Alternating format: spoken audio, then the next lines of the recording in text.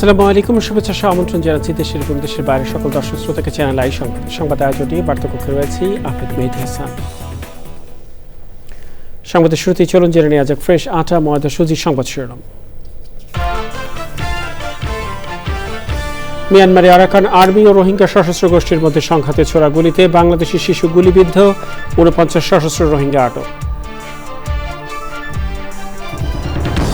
ভোটারদের আস্থা ফেরানোর পাশাপাশি সন্তোষজনক ভোটের হারে গুরুত্ব দিচ্ছে ইইউ, আইনশৃঙ্খলা পরিস্থিতির দিকেও থাকবে নজর।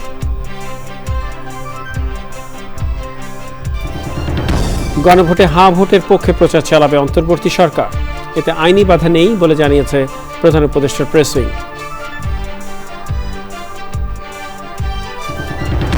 এবং বিপিএল এ সিলেট পর্বের শেষ দিকে এসে ফর্মে ফিরতে পারেননি তানজিদ তামিম, সেঞ্চুরি বঞ্চিত হলেও তৌহিদ হৃদয়ের ব্যাটিংয়ে স্বস্তি।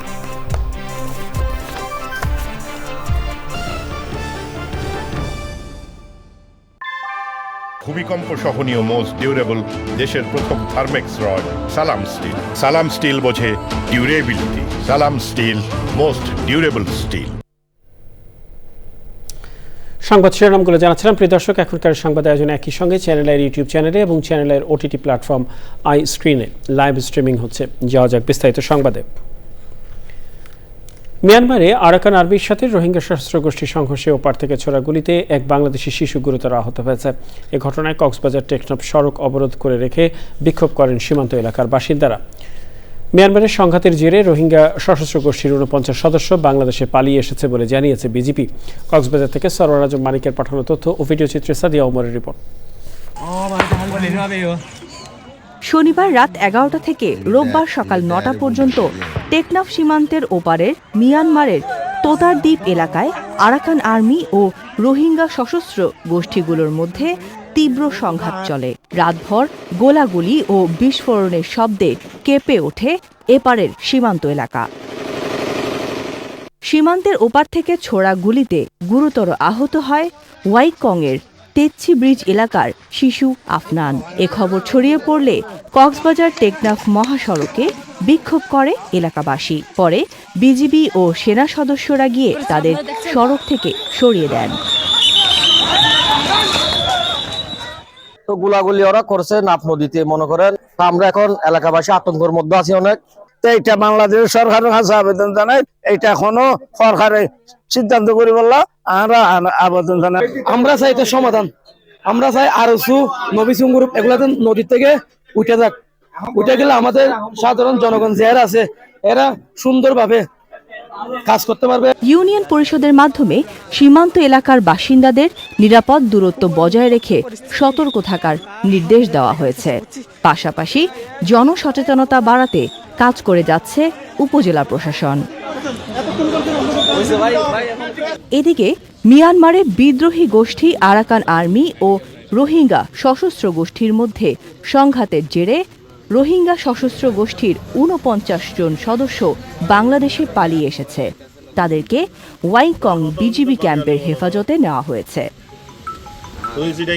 Sadia Omar, Channel I. এ পর্যায়ে জাতীয় সংসদ নির্বাচন ২০২৬ প্রসঙ্গ।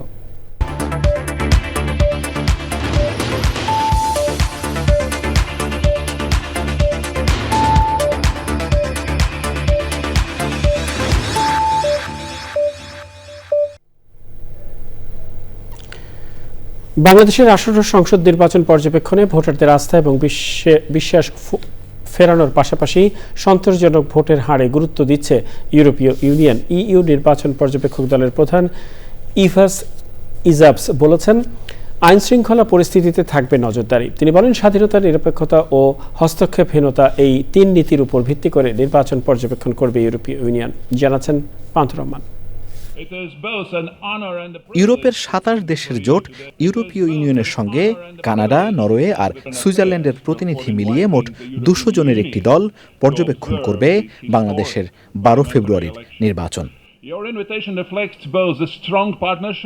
এরই মধ্যে ৫৬ জন পর্যবেক্ষক কাজ শুরু করেছেন, বাকিরা আসবেন নির্বাচনের আগে।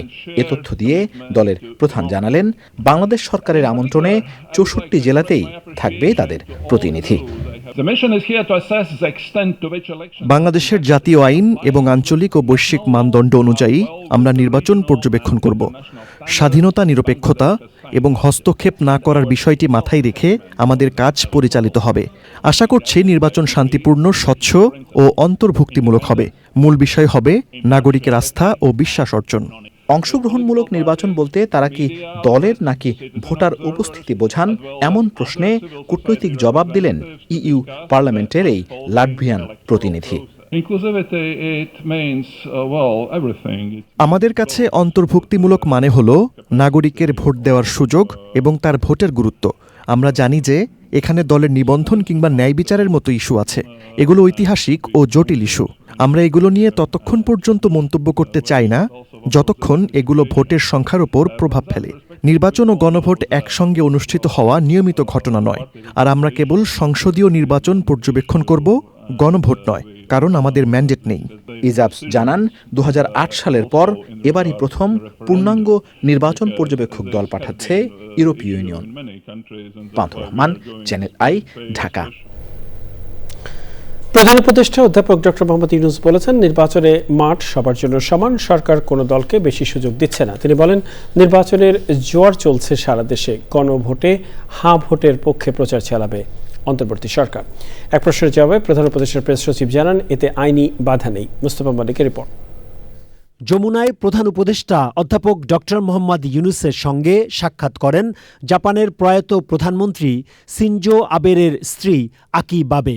প্রধান উপদেষ্টাকে জাপান সফরের আমন্ত্রণ জানান তিনি। প্রধান উপদেষ্টার সঙ্গে সাক্ষাৎ করেছেন ইউরোপীয় ইউনিয়ন ইইউ এর প্রধান পর্যবেক্ষক ইভার্স ইজাবস। আওয়ামী লীগ আমলে অনুষ্ঠিত 3টি নির্বাচনের একটিতেও ইইউ প্রতিনিধি পাঠায়নি। তবে ফেব্রুয়ারির নির্বাচনে প্রতিনিধি পাঠানোর সিদ্ধান্তের কথা প্রধান উপদেষ্টাকে জানান ইভার্স। নগরীর ফরেন সার্ভিস একাডেমিতে ইইউ এর প্রতিনিধি দলের সঙ্গে প্রধান উপদেষ্টার বৈঠকের বিস্তারিত জানাতে প্রধান উপদেষ্টার প্রেস উইংয়ের সংবাদ সম্মেলন। ইউ একটা বড় ইলেকশন অবজারভার টিম পাঠাচ্ছে, কারণ তাদের মতে এটা খুবই একটা হিস্টোরিক ইলেকশন। পুরো আলোচনায় আওয়ামী লীগ বিষয়ে কোনো আওয়ামী লীগ বা আওয়ামী লীগের পার্টিসিপেশন নিয়ে কোনো ধরনের কোনো আলোচনা হয়নি। চিফ অ্যাডভাইজার প্রফেসর ইউনূস বলেছেন যে উনি ইউরোপিয়ান ইউনিয়নকে আশ্বস্ত করেছেন যে ভোট আগামী যে ইলেকশনটা এবং গণভোট খুব সুচারুভাবে সম্পন্ন হবে। লেভেল প্লেইং ফিল্ড প্রত্যেকটি রাজনৈতিক দলের জন্য সমান থাকবে। এক প্রশ্নের জবাবে শফিকুল আলম বলেন, ছাত্র জনতার অভ্যুত্থানের মাধ্যমে আসা অন্তর্বর্তী সরকার চায় হাঁ ভোটের পক্ষে ভোট দিক সাধারণ মানুষ। আমরা স্পষ্টভাবে বলছি যে সরকার এখানে হাঁ ভোটের জন্য এটা সরকার বলবে। তো আমরা জনগণকে বলছি যে আপনারা যদি আর অপশাসন না চান, আপনারা যদি আরো স্বৈরাচারকে আর রিটার্ন না চান, অবশ্যই তাহলে আপনারা হাঁ ভোট দিবেন। এখন জনগণ ডিসাইড করবেন। প্রেস উইং বলছে, সামাজিক যোগাযোগ মাধ্যমে গুজব প্রতিরোধ এবারের নির্বাচনে সবচেয়ে বড় চ্যালেঞ্জ। ময়মনসিংহে একজন সনাতন ধর্মাবলম্বী নিহত হওয়ার ঘটনায় কিছু বিশিষ্ট নাগরিকের দেয়া বিবৃতিকে বিভ্রান্তিকর উল্লেখ করে প্রেস উইং জানিয়েছে, এ ধরনের বিবৃতি সমাজে বিভ্রান্তি সৃষ্টি করেছে। তাই যে কোনো বিবৃতি দেওয়ার আগে সবাইকে দায়িত্বশীল ভূমিকা পালনের আহ্বান জানিয়েছে সরকার। প্রত্যেকটা বিষয় ইনভেস্টিগেট করছি। Mustafa Mallik, Channel I, Dhaka. বগুড়া 2 আসনে প্রার্থিতা ফিরে পেয়েছে নাগরিক ঐক্যের সভাপতি মাহমুদুর রহমান মান্না। রোববার আপিল শুনানির দ্বিতীয় দিনে প্রার্থিতা ফিরে পেয়েছেন আরও 58 জন। 2 দিনে প্রার্থিতা ফিরে পেলেন সব মিলিয়ে 110 জন, বাতিল হয়েছে 21 জনের। আগামী 18 জানুয়ারি পর্যন্ত নির্বাচন কমিশনে আপিল শুনানি চলবে। সাদি মাহমুদের রিপোর্ট। নির্বাচন কমিশন ভবনে ত্রয়োদশ জাতীয় সংসদ নির্বাচনে প্রার্থিতা বাতিলের আদেশের বিরুদ্ধে আপিল শুনানির দ্বিতীয় দিনও 70 জন প্রার্থীর শুনানি অনুষ্ঠিত হয়। এর মধ্যে প্রার্থিতা ফিরে পেয়েছেন 58 জন, মনোনয়ন বাতিল হয়েছে 6 জনের, আর স্থগিত আছে 7 জন প্রার্থীর মনোনয়ন। 2 দিনে 140 জন প্রার্থীর শুনানি অনুষ্ঠিত হলো। রিটার্নিং কর্মকর্তার সিদ্ধান্তের বিরুদ্ধে নির্বাচন কমিশনে আপিল আবেদন জমা পড়েছে 645টি। আপিল শুনানি চলবে 18 জানুয়ারি পর্যন্ত। নির্বাচন কমিশনারকে অনুরোধ করব যে লেভেল প্লেইং ফিল্ডটা যদি আমাদের জন্য তৈরি করে দেওয়া হয়, আমরা ছোট দল, নতুন প্রার্থী, আমরা সুন্দরভাবে নির্বাচনটা করতে পারি। আপনারা আমার জন্য দোয়া করবেন, আমি যেন আমার এই অবসর জীবনে আপনাদের পাশে থাকতে পারি এবং আপনাদের খেদমত করতে পারি। 17 বছর এই রাজপথে আমি কষ্ট করেছি। আমি জনগণের রায় নিয়ে ইনশাল্লাহ আমি প্রতিদ্বন্দ্বিতা করব। আপনাদের সকলের দোয়া কামনা করি যাতে করে আমি আমার এলাকায় কাজ করতে পারি। সুষ্ঠু নির্বাচন আয়োজনে মব ঠেকানোর বিকল্প দেখছেন না প্রার্থীরা। আমি মনে করি লড়াই সামনে আরও হবে, সেই লড়াইয়ে যত বেশি ঐক্য নিজেরা করতে পারি সেটাই ভালো। বাংলাদেশের বিরুদ্ধেও তো শক্তি আছে, বাইরের শক্তি আছে, সবার বিরুদ্ধে মিলে আমরা যাতে লড়াইটা করতে পারি। জাতীয় পার্টির ওপর অযাচিত হামলা হুমকি, ভোটারদের ওপর অযাচিত হামলা হুমকি আসতে পারে, সেজন্যই তার আগেই একটি রাষ্ট্রীয় নিয়ন্ত্রণ প্রয়োজন, একটা লেভেল প্লেইং ফিল্ড প্রয়োজন। রোববার সকালে ত্রয়োদশ জাতীয় সংসদ নির্বাচন ও গণভোটকে সামনে রেখে আইন শৃঙ্খলা রক্ষা কার্যক্রম সমন্বয় করতে সংশ্লিষ্ট বাহিনী, দপ্তর ও সংস্থার প্রতিনিধিদের নিয়ে বৈঠক করে নির্বাচন কমিশন। সাদি Mahmud, channel I, Dhaka. Engineer সাহেব, বাড়ি ডিজাইন তো হলো, কিন্তু কোন রড দিয়ে বাড়ি বানাবো? অবশ্যই আকিজ ইস্পাত, কারণ ভালো মানের 500W রডের yield strength 500 MPa, tensile strength 625 MPa আর সর্বোচ্চ গুণগত মানের আকিজ ইস্পাতের টেনসাইল স্ট্রেংথ 700 MPa, অর্থাৎ ভালো মানের রডের থেকেও 12% বেশি। বুঝেছি, এখনই অর্ডার করছি অধিক শক্তিশালী আকিজ ইস্পাত। আকিজ ইস্পাত, কমিটেড টু কোয়ালিটি। জুলাই অভ্যুত্থানে ইন্টারনেট বন্ধ করে গণহত্যা ও মানবতা বিরোধী অপরাধে উস্কানি দেওয়ার মামলায় সজীব ওয়াজেদ জয় এবং জুনায়েদ আহমেদ পলকের বিরুদ্ধে অভিযোগ গঠন করে বিচার শুরুর দাবি জানিয়ে যুক্তি উপস্থাপন করেছে প্রসিকিউশন। মানবতা বিরোধী অপরাধের মামলায় একটি অভিযোগে শেখ হাসিনাকে দেয়া আমৃত্যু কারাদণ্ডাদেশের পরিবর্তে মৃত্যুদণ্ডাদেশ চেয়ে করা আপিল শুনানির দিন ঠিক করতে চেম্বার জজ আদালতে আবেদন করবেন তারা। মাজরুল হক মান্নার রিপোর্ট। শেখ হাসিনার পুত্র ও সাবেক আইসিটি উপদেষ্টা সজীব ওয়াজেদ জয় এবং সাবেক আইসিটি প্রতিমন্ত্রী জুনায়েদ আহমেদ পলকের বিরুদ্ধে 3 অভিযোগ আনে প্রসিকিউশন। শুনানিতে চিফ প্রসিকিউটর বলেন, আসামিরা ফেসবুকে স্ট্যাটাস দিয়ে আন্দোলনকারীদের রাজাকার হিসেবে চিহ্নিত করে। বহির্বিশ্বে গণহত্যার ঘটনা আড়াল করতে জয়ের নির্দেশে ইন্টারনেট বন্ধ করে দেওয়া হয়।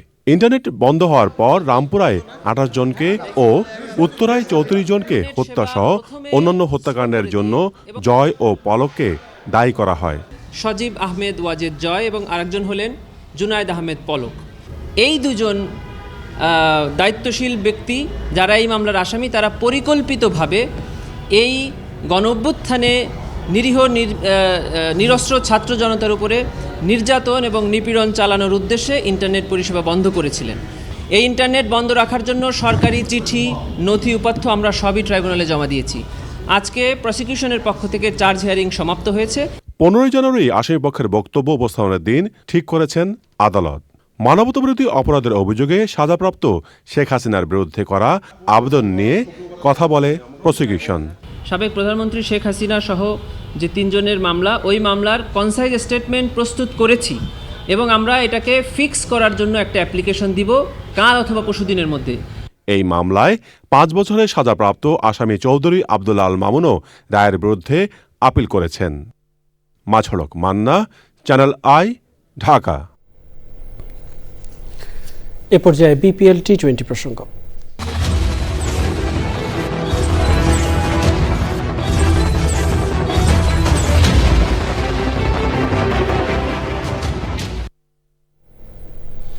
বিপিএলে সিলেট পর্বের শেষ দিকে এসে জয়ের ঠিকানা ভুলেছে জায়ান্ট রংপুর রাইডার্স। তৌহিদ হৃদয়ের 97 রানের ইনিংসে রংপুর বড় স্কোর পেলেও প্রতিপক্ষ রাজশাহী ওয়ারিয়ার্সকে রুখতে পারেনি নুরুল সোহানের দল। আর রাজশাহী জয় পেলেও টি20 বিশ্বকাপের স্কোয়াডে থাকা তানজিদ তামিম লো স্কোরিংয়ে আটকে থাকাকে সময়ের ব্যাপার বলে জানিয়েছে রাজশাহীর ক্যাপ্টেন নাজমুল শান্ত। সিলেট থেকে আদিল আহমেদ শানের রিপোর্ট। 6 ছক্কা ও 8 বাউন্ডারি, 173+ স্ট্রাইক রেটে 56 বলে 97 রান। রাজশাহী ওয়ারিয়র্সের সঙ্গে আগের দেখাতেও 50 করেছিলেন টি-20 বিশ্বকাপের স্কোয়াডে থাকা রংপুর রাইডার্সের তৌহিদ হৃদয়। প্রথমবার ওপেনিংয়ে হৃদয় সেঞ্চুরি ছুঁই স্কোর করলেও টানা 2 ম্যাচে জয়হীন প্লে অফে 1 পা দিয়ে রাখা Rangpur. As a bowling unit বলি বা ব্যাটিং ইউনিট বলি বা ফিল্ডিংয়ের কথা বলি, আমাদের অ্যাজ এ টিম হিসেবে খেলতে হবে। তো আমার কাছে মনে হয় যে 3টা জায়গায় সেক্টরেই এই টুর্নামেন্টে যেহেতু আমাদের আরও লিগ পর্বে 3টা ম্যাচ আছে, সো নিজেদের অ্যাজ এ টিম হিসেবে এখন আমরা আমাদের 100%টা খেলতে পারি নাই। যখনই অ্যাজ এ টিম হিসেবে 3টা জায়গা থেকেই আসলে আমরা ভালো করব, তখনই আসলে ভালো রেজাল্ট সম্ভব। রাজশাহীর হয়ে জাতীয় দলের ওপেনার তানজিদ তামিম রয়েছেন ব্যাকফুটেই। বহুল ব্যবহৃত উইকেটে বল হাতে বৈচিত্র্য দেখাতে পারছেন না পেসার তানজিম সাকিবও। তবে তাদের ফর্মে ফেরাটা সময়ের ব্যাপারই মনে করছেন রাজশাহীর ক্যাপ্টেন। টি-20তে আসলে ফেলিয়ার নিয়ে খুব বেশি চিন্তা করাটা আমার কাছে মনে হয় না যৌক্তিক। দেখবেন যে একটা ভালো ইনিংস আবার ওই কনফিডেন্সটা ফেরত আনবে। সো যারা রান করছে না তাদের উপরে ওই বিশ্বাসটা আমার মনে হয় যে যারা টিম ম্যানেজমেন্টে আছেন তারা রেখেছেন, এবং আমার মনে হয় না যে এটা নিয়ে খুব বেশি চিন্তার কোনো কারণ আছে, কারণ টি-20তে ফেলিয়ার আসবেই। সো বিশ্বকাপের আগে রান করছে না, কেন করছে না, এত বেশি আসলে চিন্তা করার থেকে আমার মনে হয় পজিটিভ চিন্তা করা ভালো। সিলেট পর্বের শেষ দিনে বিপিএলে সিলেট টাইটান্স লড়বে রংপুরের সাথে, আর শেষ ম্যাচে ঢাকার প্রতিপক্ষ রাজশাহী। টি-20 বিশ্বকাপের স্কোয়াড আগেই ঘোষণা হওয়ায় জাতীয় দলের তারকাদের প্রতি বিপিএলে আগ্রহ বেশি সকলের। তানজিদ তামিমের মতো ক্রিকেটার অফর্ম কাটিয়ে উঠতে না পারলেও তৌহিদ হৃদয়ের ব্যাটিং টাইগার শিবিরে আশা জাগাচ্ছে। অন্যরাও স্বরূপে ফিরবেন এমনটাই প্রত্যাশা ভক্তদের। সিলেট আন্তর্জাতিক স্টেডিয়াম থেকে আদিল আহমেদ শান, চ্যানেল আই। প্রিয় দর্শক, সময় হলো কিছুক্ষণের বিরতি নেবার, আর বিরতির পরে অন্যান্য সংবাদের সাথে আরো যা থাকছে। আমন্ত্রণ আরও একবার চ্যানেল আই সংবাদ। এ পর্যায়ে আন্তর্জাতিক সংবাদ।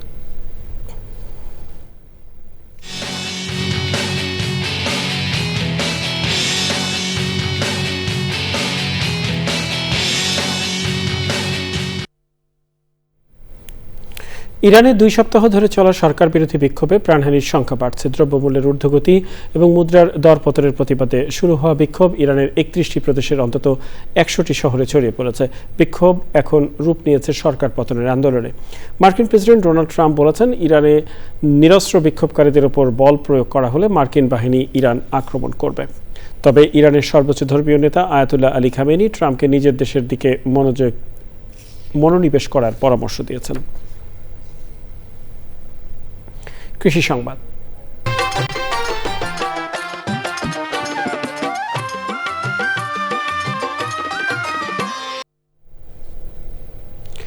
অনুকূল আবহাওয়ায় এবার জামালপুরে সরিষার ভালো ফলন হয়েছে। গত বছরের বন্যায় ক্ষতি পুষিয়ে নিতে সরিষা আবাদ করেছেন কৃষক। দেখবেন প্রকৃতি সংবাদ।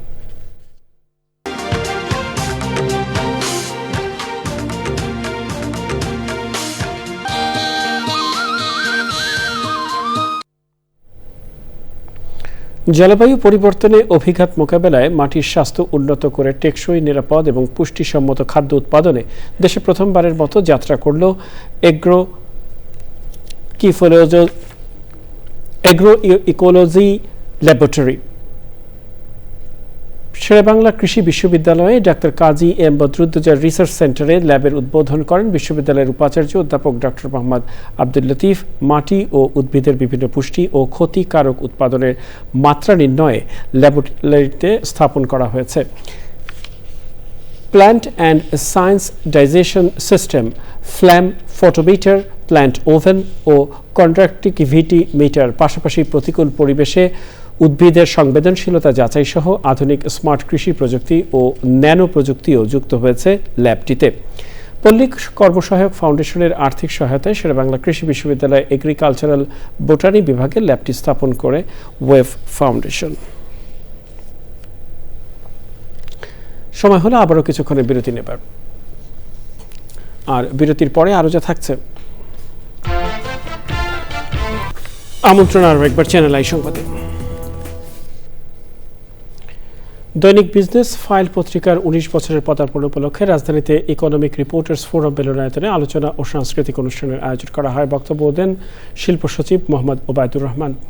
বাংলাদেশ রেড ক্রিসেন্ট সোসাইটির chairman professor doctor Halida Hanum Akhtar সভাপতিত্ব করেন। দৈনিক বিজনেস ফাইলের সম্পাদক অভি চৌধুরী, ডাক্তার উজ্জ্বল রায়ের উপস্থাপনায় আলোচনায় অংশ নেন অতিরিক্ত সচিব basic chairman Saiful Islam, BKME এর নির্বাহী সভাপতি ফজলে শামীম এহসান, ব্যবসায়ী নেতা বজলুর রহমান, MS সাত্তার খান, গ্রিন চাষী কামরুজ্জামান মৃধা, মেজর আসাদুজ্জামান সহ অন্যরা। সেবা উইমেন ফাউন্ডেশন এবং লায়ন্স ক্লাব ঢাকার আয়োজনে রাজধানীতে বিনামূল্যে স্বাস্থ্যসেবা ক্যাম্প হয়েছে। মোহাম্মদপুরের টাউন হল মাঠে অনুষ্ঠিত ক্যাম্পেইন প্রধান অতিথি লায়ন AK গোলাম ফারুক, বিশেষ অতিথি অধ্যক্ষ ব্রাদার চন্দন গমেজ CSC উপস্থিত ছিলেন। আরও উপস্থিত ছিলেন সেবা উইমেন ফাউন্ডেশনের সভাপতি তানিয়া শারমিন, সহসভাপতি আফলাতুন নাহার সহ অন্যরা। অনুষ্ঠানে বিনামূল্যে চিকিৎসা সেবা সহ ঔষধ বিতরণ এবং চিকিৎসা সংক্রান্ত পরামর্শ প্রদান করা হয়।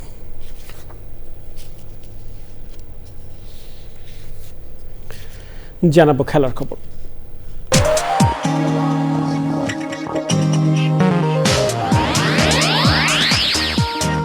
মিয়ানমারে আরাকান আর্মি এবং রোহিঙ্গা সশস্ত্র গোষ্ঠীর মধ্যে সংঘাতে ছোড়া গুলিতে বাংলাদেশি শিশু গুলিবিদ্ধ, ৪৯ সশস্ত্র রোহিঙ্গা আটক।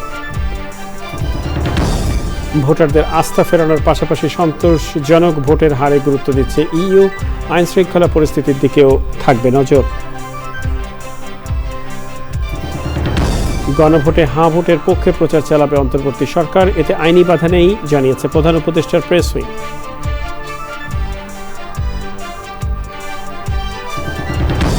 এবং BPL এর সিলেট পর্বের শেষ দিকে এসে ফর্মে ফিরতে পারেনি তানজিদ তামিম, সেঞ্চুরি বঞ্চিত হলেও তৌহিদ হৃদয়ের ব্যাটিংয়ে স্বস্তি।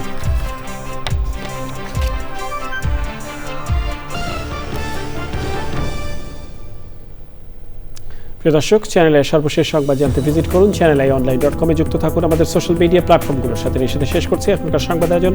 ধন্যবাদ সবাইকে এতক্ষণ আমাদের সাথে থাকার জন্য।